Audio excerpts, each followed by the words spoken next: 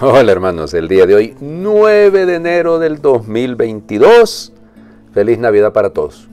Pues sí, se nos termina la Navidad hoy con esta fiesta del bautismo del Señor, la segunda Epifanía. La tercera Epifanía es la de las bodas de Caná. La primera Epifanía es a los pueblos paganos, la segunda Epifanía es a Israel, la tercera Epifanía es a los discípulos, a la iglesia, digamos así, con las bodas de Caná. Estas tres Epifanías era lo que se celebraba junto el 6 de enero. Esa es la tradición que pues venimos arrastrando durante muchísimos siglos, ¿verdad? Acuérdense que pues, la primera celebración de Epifanía es de inicios del siglo III.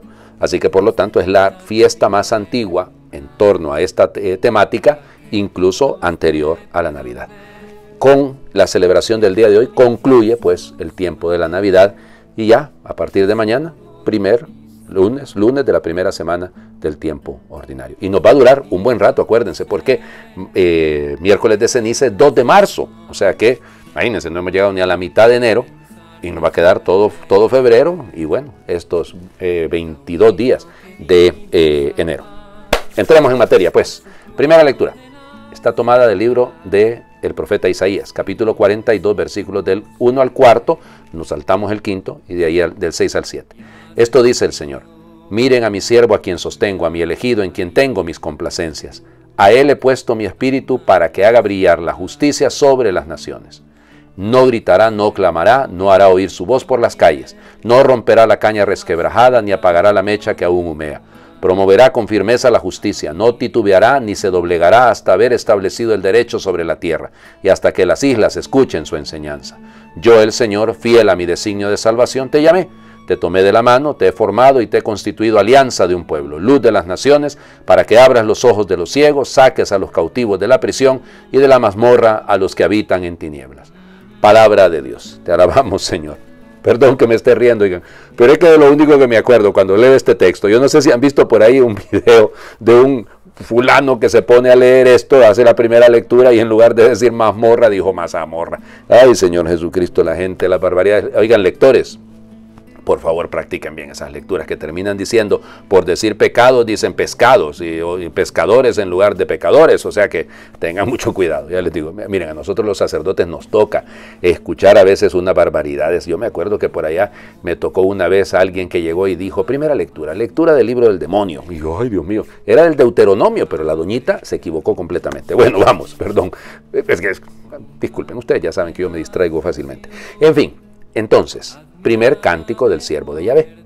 Recuerden que estos cánticos los vamos a escuchar, de hecho, en Semana Santa, que este año, imagínense ustedes, es Semana Santa, el Domingo de Ramos es 10 de abril, o sea que estamos todavía bastante lejos. Bueno, en quien tengo mis complacencias. Eso es exactamente como escuchar al Padre diciendo en el libro del profeta Isaías lo que va a decir en el bautismo de Jesús en el Jordán. Es eso, miren a mi siervo a quien sostengo, a mi elegido, en quien tengo mis complacencias. En él he puesto mi espíritu para que haga brillar la justicia sobre las naciones. Es el Hijo, el Verbo encarnado, ese es el proyecto. Él debe hacer brillar la luz sobre las naciones y debe hacer llegar la voz del Señor incluso a las islas. Piensen en la mentalidad del mundo judío, ¿no? Los judíos no son navegantes y entonces hasta donde sea, hacer llegar la palabra, porque Él no ha venido a imponer el derecho sobre la tierra, eso sí, la justicia sobre la tierra, pero no clamará, no, ¿cómo les diría? No vociferará, no apagará la llama que aún humea.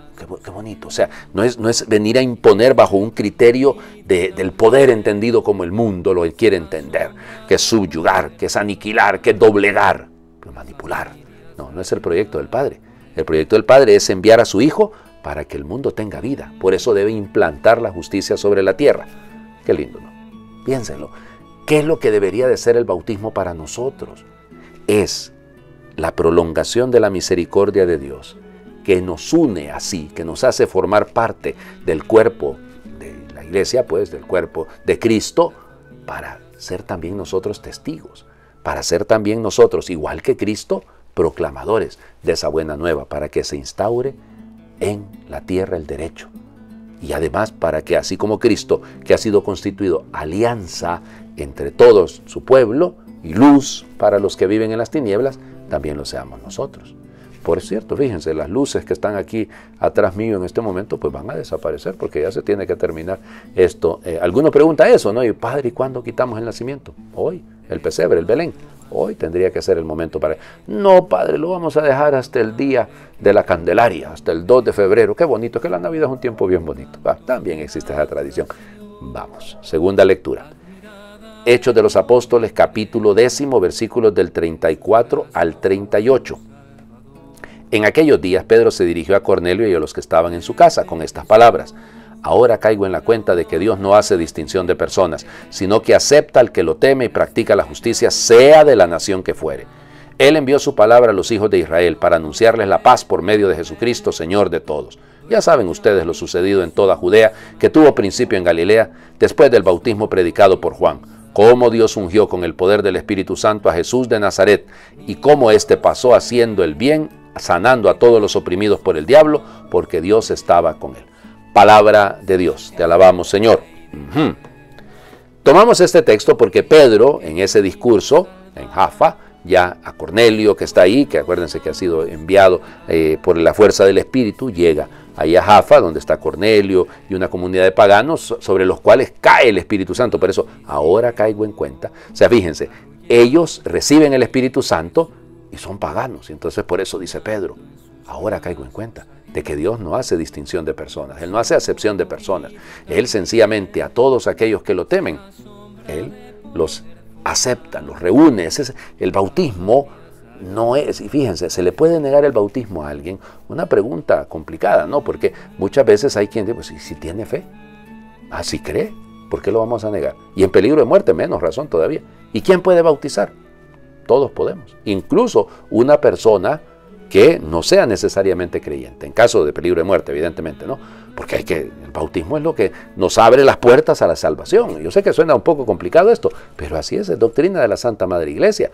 Yo me acuerdo, por ejemplo, en el Hospital Materno Infantil de mi ciudad, que es un hospital grandísimo, pues resulta ser que ocurría, ¿no? Ahí hay cualquier cantidad de partos diariamente, y se había instruido a las enfermeras de que en caso de que la criaturita pues naciera, iba a morir pues inmediatamente o pues, que lo bauticen, claro, con el consentimiento de sus padres en ese momento, pero tenían ellas las instrucciones de hacerlo.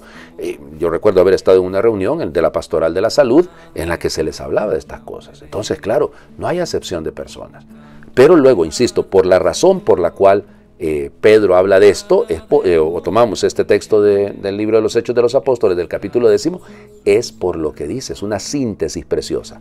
Y ustedes ya saben lo sucedido en Galilea, que tuvo principio en Galilea, después del bautismo. O sea, porque el bautismo es punto de partida para la vida pública del Señor Jesús. Entonces Pedro cuenta todo lo que ha ocurrido en Galilea, porque él de Galileo, él estaba allá, pues a él lo fueron a buscar allá en Cafarnaúm. Pero ahora él dice, él sabe que todavía... ¿Cómo se enteró Pedro? Probablemente por Juan o por Andrés, el hermano mayor de él, de Pedro. Tiene que haberle contado a Andrés cómo fue la cosa. Y entonces, claro, todo comenzó ahí, en el Jordán, cuando Jesús fue bautizado. Y después del bautismo predicado por Juan, cómo ungió Dios con el poder del Espíritu Santo a Jesús de Nazaret. Entonces, miren, no es el agua el tema. Es la unción con el Espíritu. Va a ser, de hecho el Evangelio que vamos a escuchar, la primera vez en el Evangelio de Lucas que aparece de alguna manera, porque evidentemente también en la Anunciación no está, pero de una manera muy clara, la Santísima Trinidad. Veámoslo. Lucas capítulo 3, versículos del 15 al 16 y luego del 21 al 22. En aquel tiempo, como el pueblo estaba en expectación y todos pensaban que quizás Juan el Bautista era el Mesías, Juan los sacó de dudas diciéndoles, es cierto que yo bautizo con agua, pero ya viene otro más poderoso que yo, a quien no merezco desatarle las correas de sus sandalias. Él lo bautizará con el Espíritu Santo y con fuego. Sucedió que entre la gente que se bautizaba también Jesús fue bautizado. Mientras éste oraba, se abrió el cielo y el Espíritu Santo bajó sobre él en forma sensible como de una paloma. Y del cielo llegó una voz que decía, tú eres mi Hijo, el predilecto, en ti me complazco. Palabra del Señor. Gloria a ti, Señor Jesús. Lucas es brevísimo en esto, ¿no? Lo que está alrededor es un poquito más profundo, pero ahí es muy breve. Varias características distintas de Lucas frente a Mateo y Marcos. Primero, entre los que se bautizaban. O sea, Jesús, la encarnación la lleva hasta ahí. A ser uno más del montón, si lo quieren. Uno más del montón. Él se suma, Él se encarna en la realidad de un pueblo, hace parte de ese pueblo, se suma a los penitentes aun y cuando Él no había cometido pecado. Decía por ahí uno de esos textos que leímos, permítanme, el viernes, o sea, anteayer, ¿no? Hemos leído en la segunda lectura del oficio de lecturas, un texto que no me acuerdo, ya les digo, ya ven que el COVID me ha afectado mucho la cabeza, ya la tenía mal antes, pero bueno, ahora es más grave. El asunto es que esa segunda lectura, o la lectura patrística, hablaba de que cómo explicar que Jesús se bautiza si Él no tiene pecado. No es que Él santifica las aguas. Él, al entrar en el agua y ser bautizado, lo que queda santificada es el agua, como instrumento para la purificación de la humanidad. Precioso, ¿no? Entonces, cuidado. Él se suma, está ahí entre la gente y se acerca a donde Juan. No hay diálogo entre Jesús y Juan en este relato, nada. Pero miren lo que dice, mientras éste oraba. No nos habla de que Juan lo bautizó. Nos dice que no cuando Juan lo estaba bautizando, entonces vino el Espíritu Santo en forma sensible como de paloma. No, dice que mientras él estaba orando, se abrió el cielo. La imagen es lindísima. Desde el tiempo del profeta Sofonías estaba cerrado el cielo. O sea, la mentalidad es que Dios ya no hablaba al pueblo, que ya Dios no se manifestaba. Entonces, que se abre el cielo no es un asunto de que estaba nublado y entonces hizo allá, se movieron las nubes. No. Es esa imagen de que este Dios vuelve a comunicarse, vuelve a hablarnos, pero ya no a través de, sino Él directamente, porque es Jesús. Entonces, fíjense, se abrió el cielo y el Espíritu Santo bajó sobre Él en forma sensible. O sea, se podía ver. Sensible, es palpable. Es que el amor de Dios, la acción de Dios, no es ilusoria, no es doctrinal, se puede palpar, se debe tocar. La acción del Espíritu. Hay gente que dice, sí, yo recibí el Espíritu Santo, pero no se le nota. Es como los sacerdotes, ¿no? Yo he recibido la unción en mis manos y he recibido la fuerza del Espíritu, por delegación, evidentemente. ¿Ya? Pero no se le nota, Padre, porque con esa vida que lleva usted, cuidado, no sé, el Espíritu desciende y se nota. Y ojalá se note en nosotros también. Y del cielo llegó una voz, que era la voz del Padre, porque dice, tú eres mi Hijo. Padre, Hijo y Espíritu Santo. Y dice que este Hijo, o sea, tú eres mi Hijo, el predilecto. En ti me complazco. ¿En qué consiste la complacencia? En la obediencia, como decía la primera lectura. En anunciar la buena nueva de liberación, en ser testigo de esta misericordia de Dios. Realmente esta fiesta del bautismo, que concluye, insisto, el tiempo de la Navidad, nos permite también empezar a ver que el cielo está abierto, la puerta sigue abierta, no se ha cerrado. Metámonos rápido, por favor, que hay algunos que están esperando para mañana sin falta, y eso no va a ocurrir. Es hoy que tenemos que convertirnos, es hoy que tenemos que hacer valer nuestro bautismo. Por eso uno de los signos lindos de este día, pero yo sé que es un poco complicado por el tema del COVID, ¿no? Es hacer la aspersión con agua, es decir, rociar con agua bendita a los fieles durante la celebración de la Santa Misa. Claro, es posible. Yo espero, si las condiciones lo permiten, hacerlo, porque es un signo lindo, es un signo precioso. Bueno, les invito a hacer oración. Te sumerges con nosotros en las aguas del pecado, compartiendo nuestra muerte y manchándote de barro. Cuando resurges del río, el Jordán se ha transformado, toda la creación se asombra, tu reino ya está llegando. Caminas junto a nosotros, estás siempre a nuestro lado, eres el rostro de Dios, Jesús, amigo, hermano. Amén. El Señor esté con ustedes y les bendiga a Dios, Él que es Padre, Hijo y Espíritu Santo, y su bendición descienda y les acompañe siempre. Yo recuerdo cuando estudiaba la moral, que mi arzobispo, el señor cardenal, nos decía cómo definir un cristiano. ¿Qué es un cristiano? Y nos decía, un cristiano es un bautizado que es consciente de su bautismo y consecuente con su bautismo. Ahí tienen. A ver si lo entendemos todos. Conscientes y consecuentes. Feliz domingo para todos. Feliz Navidad.